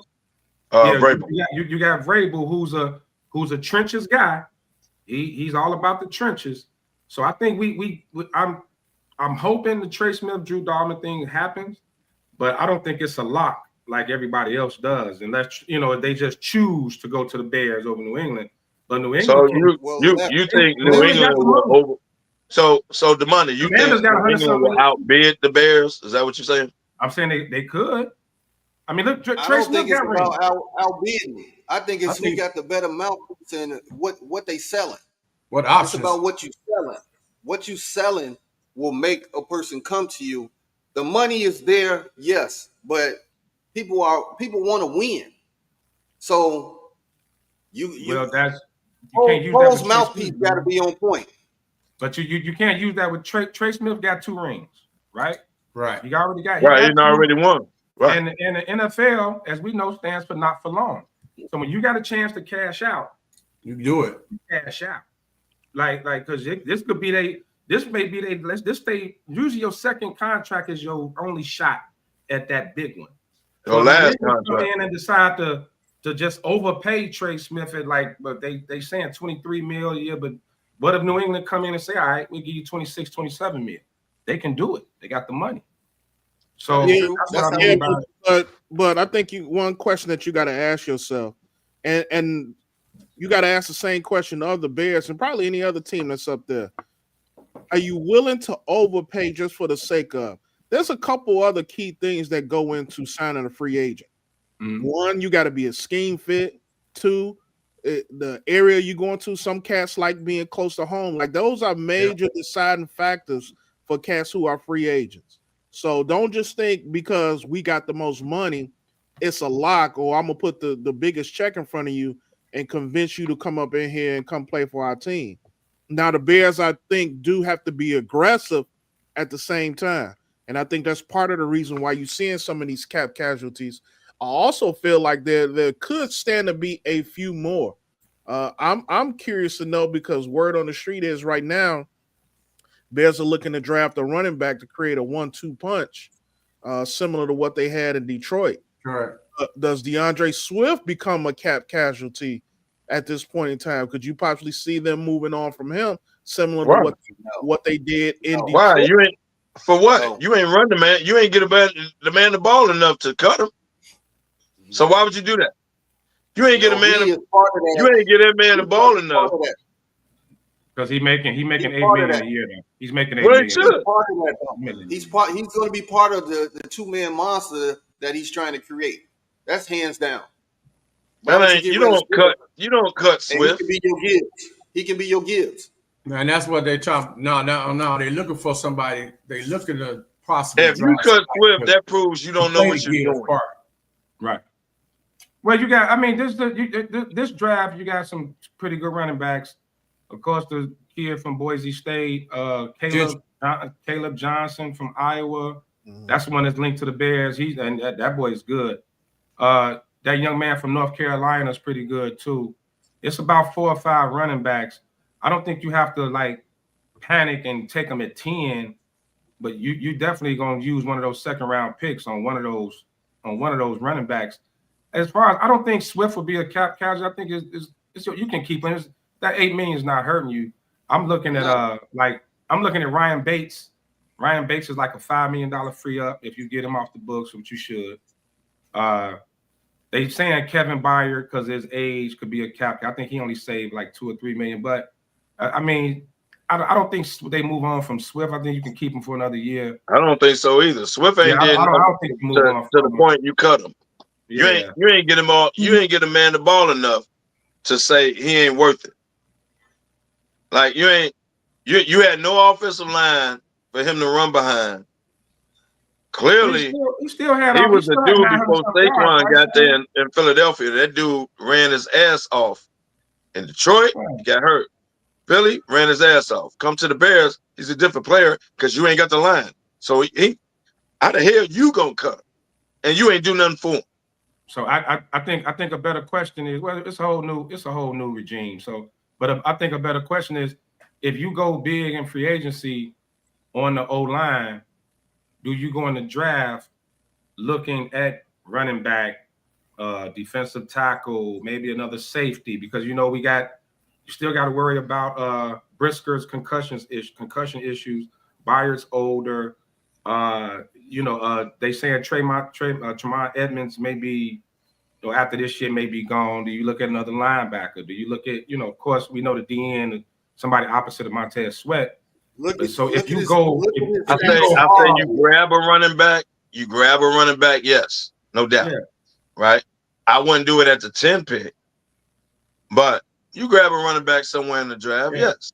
I'm saying it's O-line, because if you look at these mock drafts, which I hate mock drafts before free agency, right? Because all these mock drafts are just based off position need, and nobody's taking into account free agency, right? If we sign these guys, so they linking Kelvin Banks to the Bears, Will Campbell if he falls to 10, cats like that. But if you taking Smith and Dahlman and what's the kid from Boise State name, Pat? Gentry. If Gentry's the top of your board at 10, why not take him? No. You know what I mean? If he's the highest on your board, yeah, because you need offensive line help. 12th round. You need offensive line help. He ain't getting past Dallas. No, he ain't getting past Dallas. He ain't getting past Dallas. But you need offensive line help. You don't. But did you hear what Lefty said? You taking these cats in free agency on the O-line, now that frees you up to say, you know what? At 10, let's go ahead and grab this cat because best fit available would be Gentry. I'm just curious. You don't need to draft him at 10, bro. I'm curious because your 10th pick should not be a running back. I agree. I'm curious why he say that because they need a quarterback, and he keeps saying they're not getting a quarterback. They're not drafting one, but they won't get him in free agency. Right, because they're not. The Giants are not sold. The Giants are not sold on these quarterbacks, bro. What is? Let me ask you this. Just because we need a quarterback, you don't draft a quarterback just because you need one. Out of desperation. They're not sold on them quarterbacks, bro. They're not. What's so hard to believe about that? They're not sold on Shedeur. They're not sold on Cam Ward. They're not sold. I don't even know the next damn quarterback. They're not sold on that. What is so hard to believe about that? What's so hard to believe about that is because your GM and your coach are lame ducks this year. So you're just going to set them up for failure? So you're just going to draft a rookie quarterback and rely on that to save your job? I think that's even more reason to gamble off a free agent. It's key on who free agent. You got to go get the best free agent quarterback that's out there. If anything, you need to either one of them going to be better than Cam Ward and Shedeur. Knocking at Sam Darnold's door. You need to be knocking at his door. If they're willing to Sam Darnold is better than Shedeur Sanders and Cam Ward. Yeah, but I'm saying if you are not knocking at his door and then you looking at somebody like Rod Taylor, you setting them up to get fired. Kirk Cousins? Kirk Cousins going to be out there too. You have to be I don't want Kirk Cousins. Hold on, I'm going to say this. I don't want Kirk Cousins. But Kirk Cousins is better than Shedeur Sanders and Cam Ward. Why would you gotta look at it like this? Their jobs on the line, bro. They're not gonna put all their eggs in the basket of a rookie ass quarterback. They're not gonna do it. So that's why I've been telling y'all they're going free agency. They're going free agency. Y'all think they gotta draft a quarterback just because they're in position to draft a quarterback. They're not gonna do it. They've already showed you they're not gonna do it. Y'all got to draft a quarterback. Y'all got to draft. No, they're not going to do it. Their job's on the line. Their job's on the line this year. So what better way than to save your job and extend your contract? What I'm saying, no. You're not listening. You got to go get the best free agent quarterback and not just go out there and just get a free agent quarterback. Well, we don't know who all available, Ben. We won't know that until March. We don't know who all available. We can speculate right now, but we don't know who's all available. Aaron Rodgers. But I kept telling y'all they wasn't tripping on these quarterbacks. Y'all like, no, man, they got to draft a quarterback. They just got to do it. No, they're not. They're not going to pin their hopes on a rookie when both their jobs on the line. Hold on. They're going to do it. Hold on, Kev. I had a question. What'd you say, D.Y.? What you ask? My thing is, number one, you cannot say that these two cats coming out ain't better than the current free agent class of quarterback. Second thing is, I can't say that. The New York Giants' greatest need, and what better way for the GM and the head coach to extend their careers, their jobs, than to draft a quarterback. I don't know how you go into this offseason with that pick and think, oh, I could go draft a safety at number 3. A cornerback at number 3, a running back at number 3. Now let's be real about this. You can say everything you want, you can feel the way that you feel about your team, but take the whole New York Giants out of that. Put any other team in that situation and tell me what you would do. Well, think about it. Tennessee. I'll tell you what they would do. Tennessee, You want me to answer Tennessee that? may not take a quarterback. Tennessee number I'll one. tell you that. They may not take a QB. They not that sold on. They're not sold on these quarterbacks, man. Well, Tennessee got a lot more needs than just quarterback too, so they could easily possibly trade down if they can get a haul. So I mean, that's being said, but that's not very likely. And only teams that do that is the teams that do it for the number one pick when you got a sure shot like a Caleb Williams, like a Jaden Daniels, something like that at number one. So but you don't have that at number 3. You don't have that at the So what I'm saying is, here's what I'm saying to all y'all. I know the Giants need a quarterback. The Giants know they need a quarterback. But at number 3, just because you have the number 3 pick, you don't take quarterbacks that's not going to change the equation just to do it. You don't have to do that. That is how you can go another route. That's how you. Are they going to trade back? So I'm cool with that. Look, you know what? If they decide we're going to go free agency quarterback wise, we'll get a number 3 pick for somebody that actually wants a quarterback on sold on these quarterbacks, trade back. Yes, I will take picks because they need picks. I'm glad Sean put this stat up because I was just getting ready to look it up. So I'm gonna go through this real quick with the fellas. Sam Darnold, probably gonna get franchised. Probably. Justin Fields, I'm sure they're probably gonna re-sign him in Pittsburgh and let Russ go. Russell Wilson, Russell's probably gonna go where he feel like his value is gonna be worth the most, and to give him the greatest opportunity to go win a chip. That ain't New York. Jameis Winston, we all know who Jameis is. Mariota, we all know who Mariota is. Flacco and Kirk Cousins. Kirk Cousins at this point in his career is probably at best. Kirk Cousins has to be traded though. At best, a backup quarterback. No matter, they're gonna cut him. They already said that. They already said he's gonna be cut. He's got a $10 million bonus due March 17th, so he's most likely going to be cut right before then. So that might be what that's what a lot of teams are waiting for him to get cut. And then once that domino falls, that he's cut, then a whole bunch of stuff's going to happen. But he's most likely getting cut because they don't want to pay him his $10 million bonus that he has due. Yeah. Right. So past Russell Wilson, and I'll put this out here for the entire group. Who in the hell would you sign to put on your team as the starting quarterback? The Giants would take a whim. I can't give you the starting quarterback. The Giants would take a whim on one of those quarterbacks for 1 year before they draft Shedeur Sanders or Cam Ward. Or Jameis Winston? So let's eliminate the backups, right? Jameis Winston's a backup. Marcus Mariota's a backup. Flacco's a backup at this point in his career.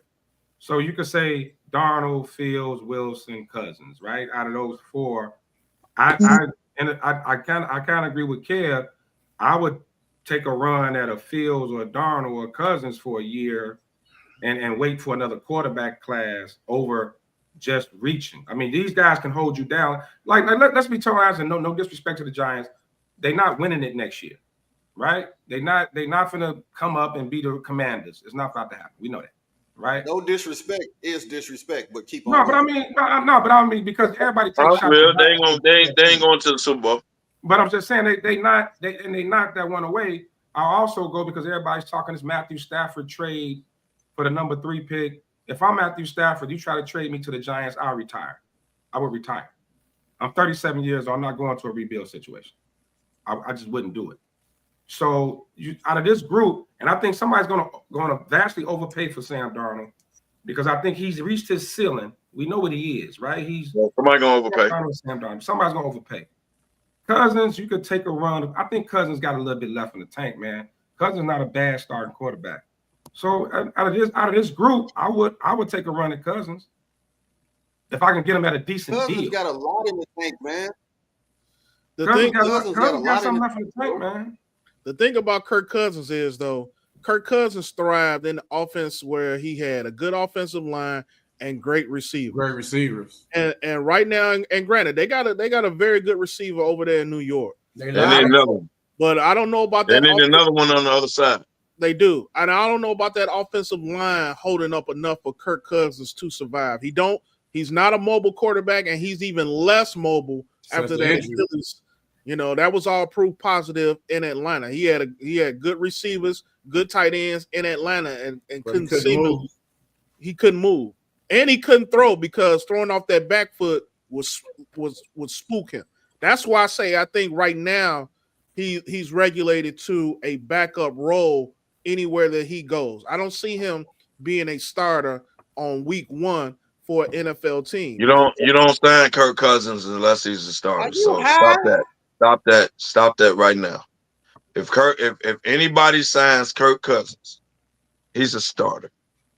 You're not signing Kirk Cousins to be a backup. Stop that narrative now. Kirk Cousins can buy you time, man. It can buy you time. Now, if he goes to backup throughout the season, that's a different subject.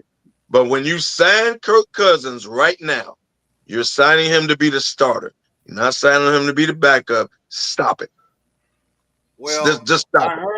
I heard the Giants want somebody that they can free agent and waiting for the Manning. Agreed. Yeah. I agree with that. I agree with that, and that's why. Sean, you didn't put Aaron Rodgers in this group. That's let me further know they're not going to draft a rookie quarterback just to draft a rookie quarterback. They're going to go free agency. I've been telling y'all this for months. They're going to go free agency. They're not going to draft just number 3. You got to draft a quarterback. No, they're not going to do it. And y'all think it's crazy, but I'm telling you, they're not going to do it.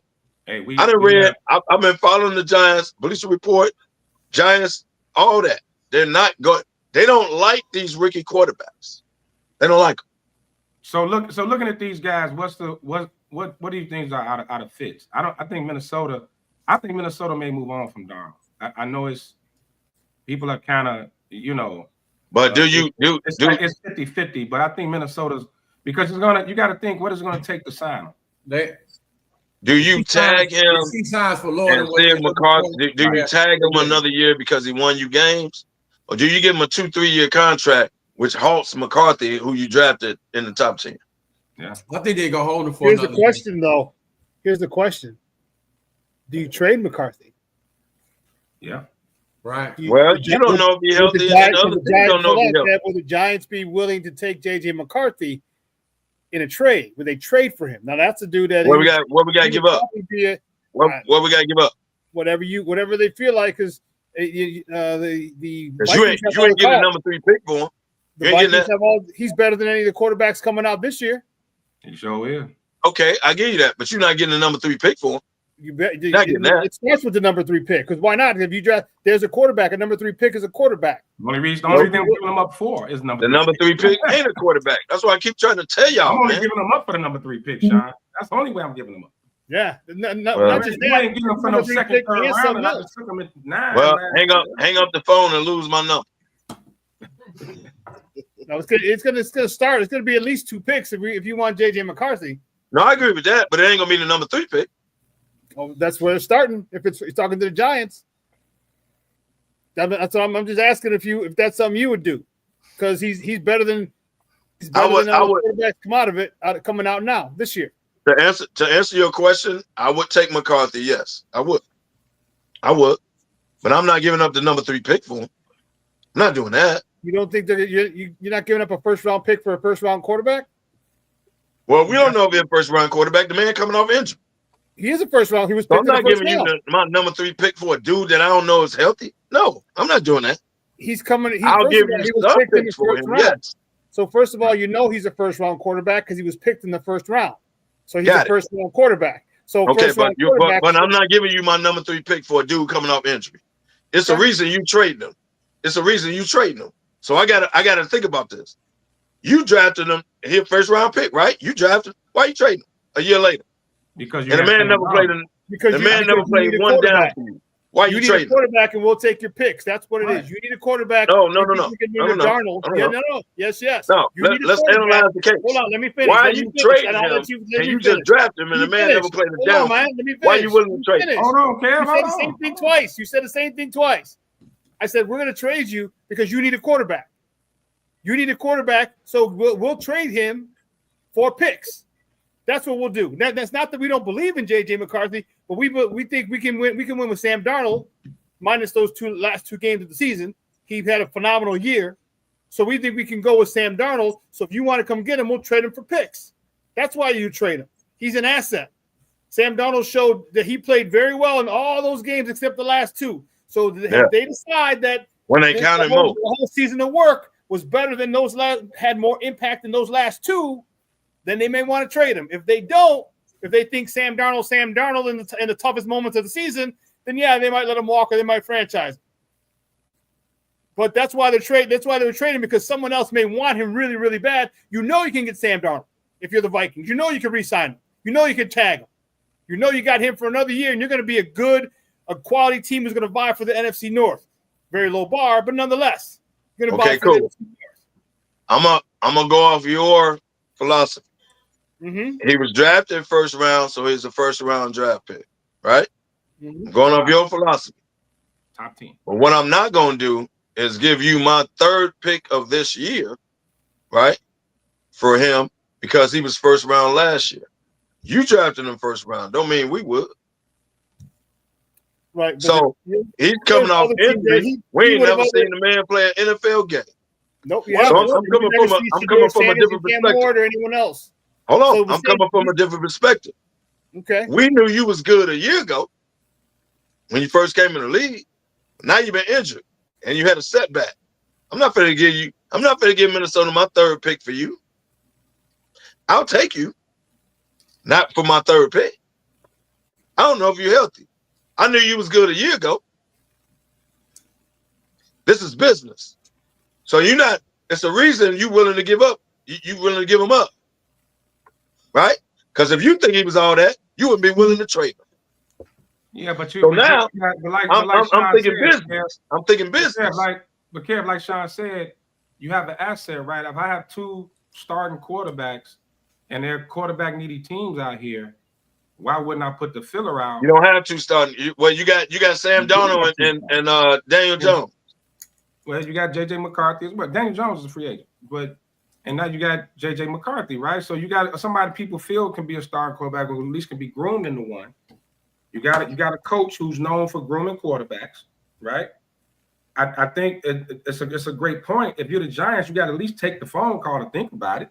You can't just shoot it down and say we don't know. I'll take the phone call, but I'm not giving you my number 3 pick. As soon as you mention my number 3 pick, I'm hanging up the phone. But here's the best part about it. He's locked under contract for 5 years at a reasonable rate. Yeah, he's on a rookie contract. Yes. The cap is already going up. The cap's going to go up $22 to $26 million this year. They haven't settled it, so you got more money to go build an offensive line if you need it, receivers if you need it. You got stuff to put around this kid who was probably one of the top quarterbacks coming out of who was one of the top quarterbacks coming out of the draft last year. Yeah, I'm just saying what you. Okay, that's all. I think that's something that needs to be explored, because you. I'm just not giving you my. Sean, you're absolutely right. I'm just not giving you my number 3 pick. You're talking from a fan's point of view, man. No, I'm talking from a business point of view. I'm not giving you my number 3 pick. I think so. Here's an even better question. If the Giants could do it all over again, would they took a quarterback last year with Malik Neighbors? No. I don't know. Yeah, we don't know. If they could do it all over again. I answered the question. No. Because remember, Dabo wanted a quarterback. We saw the off-season thing with the Giants. He did. Dabo wanted a quarterback last year. Dabo wanted a quarterback, yes.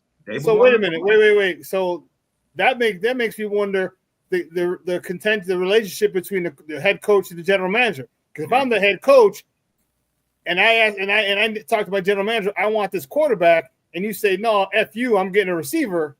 Well, who the hell's going to receiver? Who's going to throw the receiver? I mean, this should be lockstep. Just like with the Bears, like Ben Johnson should get whatever the hell he wants. Obviously, He will, GM though. has the last say. He will. He's the new coach. Ben Johnson to get whatever the fuck he wants. I know we're talking. It should be heavily influenced. Each draft pick should be heavily influenced by the head coach. And if Brian Dable wanted to get a quarterback in New York, what's going on? Something's rotten in Denmark or something's rotten in New York. Because it ain't got nothing to do with the GM. It got to do with the owner that's paying that already signed off on paying Daniel Jones. So because you was paying, and I said this last year, because they're paying him and they're locked with him, they're not going to draft a fucking quarterback at a high position. I said that all last year. Y'all looked at me like I was crazy. I said they're locked into Daniel Jones. They're not drafting a quarterback at that high position because they got to pay this motherfucker. And they're already locked in. I said that. That's the owner's perspective. Yeah, it's not the GM. But you're no longer locked in at quarterback now. So what do you do now? Still paying them, but now they're not. No. Now they're not. No. But that doesn't mean you draft a Cam Ward, you draft a Shedeur Sanders just because they got the third pick. They're not sold on them. They're not. People want the Giants to be sold because they're number 3. They're not sold on them. So now what? Do y'all look at it from that perspective? Or y'all look at it, well, they got to draft a quarterback. They need a quarterback. Why don't you just draft? They're there. They're number 3. No. They're not sold on them. All right, Kev, we got that, which is why I gave you another option, the J.J. McCarthy option. That's why. The McCarthy option is out there, but not for the third pick, he's better than the other quarterbacks coming out this year. Not for the third pick, Sean. Okay. I'm going to stand on that. Not for the third pick. But would the Giants do it? You wouldn't do it. You think the Giants would do it? I don't. Because if that was the case, they would get a third pick up for Stafford. Remember that rumor? They would get a third pick up for Stafford. They sold on that. Not giving up the third pick, but somebody might retire in a year. Very true. But the Rams want that. The Rams say, we're giving you our starting quarterback. We need that third pick. That's what the Rams, bro. The Giants it would make more sense to trade for McCarthy. Now let me ask you this. Why y'all think the Giants are hesitant on giving up third pick for Stafford? Because he's 37. Okay. JJ's nowhere near 20. He's 22. No, I get it. That's a 15-year difference. There could be your franchise quarterback right there. That was just my question. I just want to consider that the trading for JJ McCarthy. I'm out. I think it's a lot left to come out, and then like guys were saying, we don't see how I play in the next month. We won't know more until free agency gets started. So this obviously be something we'll come back and talk around. Got about 15 minutes left in the show. I'm gonna move on to the NBA real quick. I got a little, I don't even know necessarily I'd call it trivia, but just something I found very, very interesting. So we get into the second half stretch. We got in the power rankings, OKC, Cleveland, Boston still up there, Denver. Memphis is starting to come on real tough here in the second half.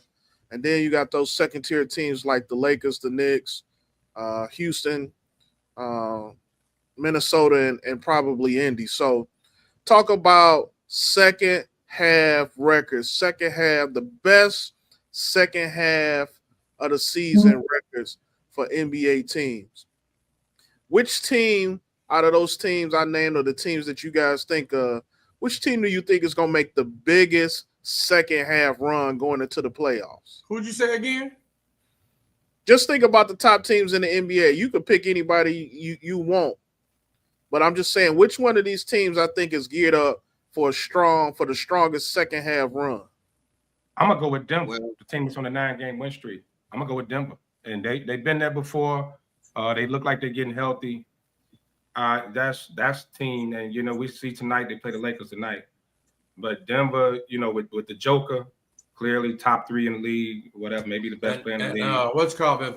And Jamal Murray is back. Right before he got hurt. He been playing. He's back. So I'm a roll with Denver. All right. Any other teams y'all think might make this run? Well, I know I'm gonna get some hate, but I got rationale.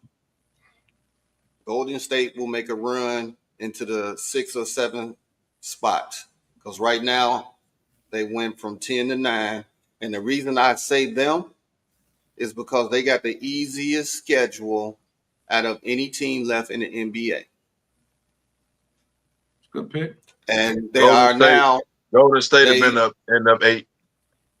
They 4-1 since the Jimmy trade, and you know everybody talked about that trade. I'm one of them that talked about that trade, but Jimmy give them an inside presence, and he ain't out there jacking threes. He at the free throw line, something that they missed for several years.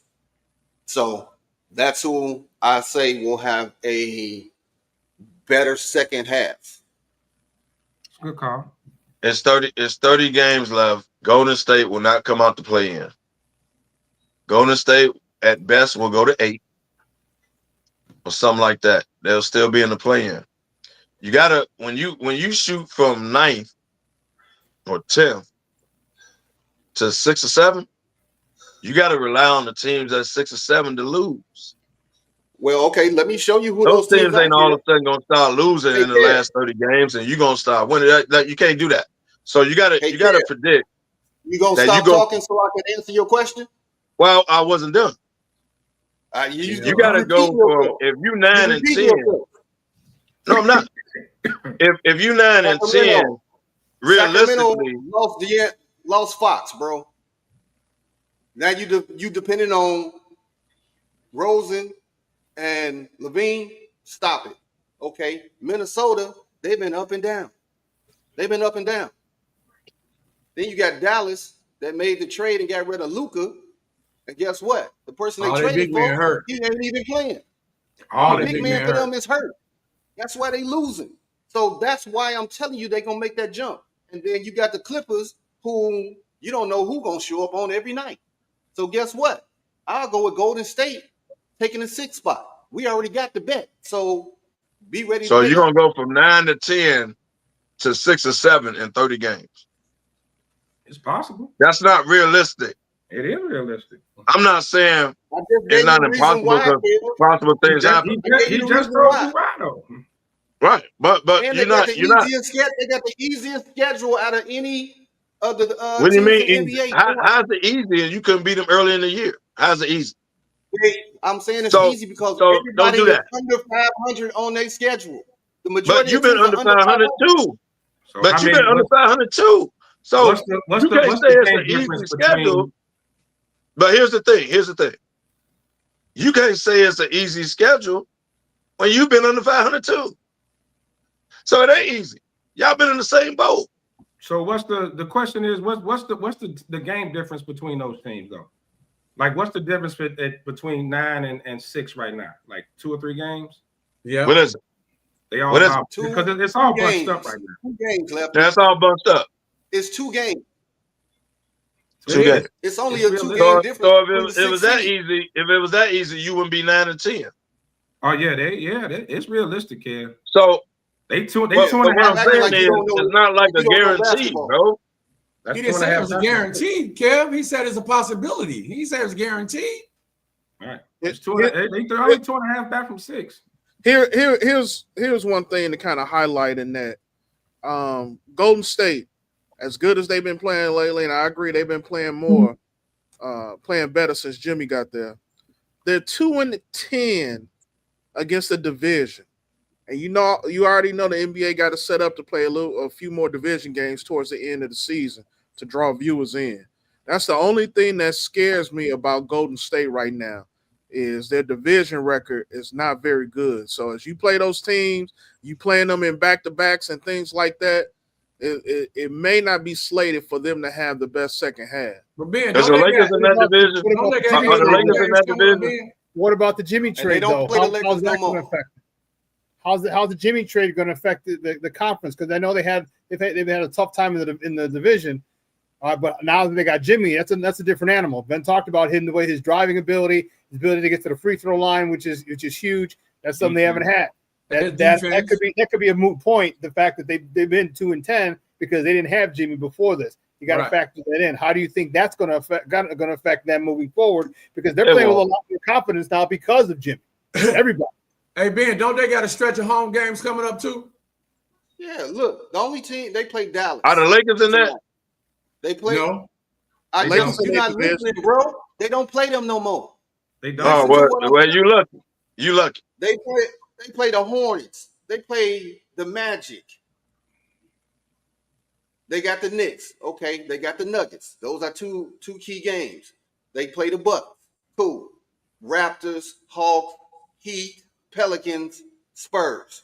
Come on, bro. Oh damn! Yeah, I'm giving that ain't you hard facts here. The game Oh, and a wait a half out minute. of 6, man. They got a Wait a shot with minute, 2.5 Kevin. out of 6. They got a shot. They definitely got a shot. April 3rd, Kevin. Me and you. They do play the Lakers one more time. Last Bet. game, yeah. Bet. It's a bet. Man, we whoop y'all ass for fun now. It's just comedy at Say this the point. word. Say the word, Kev. It's just comedy at this point. You're right, but see, you don't have the nuts to say bet. Right, but you ain't said bet to this point. Why you saying bet now? I said bet all the time. Hey, I'll take No, a you bet. didn't. No, you didn't. No, you didn't. Don't do that. Yeah, Jimmy, Don't man. do that on the national stage. Don't do that. No, you Kev didn't. sounded a little scared. Kev sounded a No, little scared. Tell me about it. Tell me about The it. You Lakers making been excuses, whooping Golden State's ass all year. The man ain't never said bet. Now all So of a sudden he It got ain't been confidence. no whooping. He got a It's little only been spine playing in him. about 2 or 3 points. Now he got a little spine in him. He want to say April 3rd, but the man ain't said bet all year. Make the bet and prove him wrong. I think he's scared. Right. I ain't never It's been nuts in scared. his You'll throat. never pressure me, brother. Ain't no pressure. Make the bet, I ain't never Kev. been scared. The man ain't said bet all year, and all of a sudden he want to say bet. I wish The every Lakers man been was on whooping here. Golden State's ass all year. Man ain't they never said bet. Now all of a sudden he got Jimmy Butler. He want to say bet. No, you haven't taken the bet. That's the Gotta make thing. You ain't never Slide, said bet. bro. You ain't never Slide, tell said you. bet. You have never Slide, tell said you bet. that. I bet Stop. slide every Stop. Laker game. Don't do that. Bro. Wait a minute. You ain't Y'all never said that. got Luka. Why you ain't betting? Right. Again, DY. You never put pressure on me. I don't fall for that. That's So a don't do that. That's a But question. That ain't no pressure. Ben, I'll take it. Well, hey Ben, I'll take it. my team got the Lakers next Saturday on the 8th. He ain't gonna take that bet either. Ben, I'll take the bet. Lakers Golden State. Hey, bet. I'll take it. KDL only taking bets for the Lakers against the Chicago Bulls. Right. I ain't betting nothing, brother. I ain't never said I was betting. This is how I'm looking at Kev. Never said. I ain't never said I was betting, and y'all ain't gonna pressure me to That's do how it. I'm looking at So you, y'all Kev. can kind of I kind of noticed you and Cat Williams looking like y'all favor a lot. That picture. They actually hold their drinking glasses like, put that picture back up again for me, Ben. Let me see that. Yeah. He was like this. That's how Kevin be doing with his too. I will not. Yeah. Top five second half of the season comebacks. I'll start at number 5. 2018 Houston went 21-4. That was the James Harden team that lost in the Western Conference Finals in that Game 7 to Golden State. You mean they was up 3-2? Yep. Mm-hmm. And they missed 27 straight threes in that game. That was the game James Harden famously became known as the choke artist. Chris Paul got hurt that series too. That's right. Number 4, the 2011 Chicago Bulls went 24-4. That was D-Rose MVP season. And we lost in 5 games in the Eastern Conference Finals to the Miami Heat. Dang. Wait, y'all went to the Eastern Conference Finals? Yeah. Stop it, man. Stop it. You knew that. They went 24. I didn't know they went 24-4 that year. Went 24-4 that year. Finished 62-20 and lost in 5. Dang. We won game 1 and then didn't win nothing else. Number 3, the 2013 Denver Nuggets went 24-4, finished with the best record in the NBA without an All-Star, and they fired George Karl at the end of the year after winning Coach of the Year. Wow. That's fuck him. Y'all remember? Anybody remember who's on that team? Was that Melo and Iverson? That was Iguodala, Gallinari, Corey Brewer, JaVale McGee, Andre Miller. Like, definitely no all-stars on that team, but Solid players. Solid players. I remember that team though. I do remember that team. Yeah, that team had a squad. Number 2, 2005 Denver Nuggets went 25-4. They hired George Karl mid-season, and Melo had the second highest points per game after the break. I remember that. George Karl, the coach. And then at number 1, the greatest second half in NBA history, the 2013 Miami Heat went 30-2 and won their second NBA championship that year. What a run. Damn.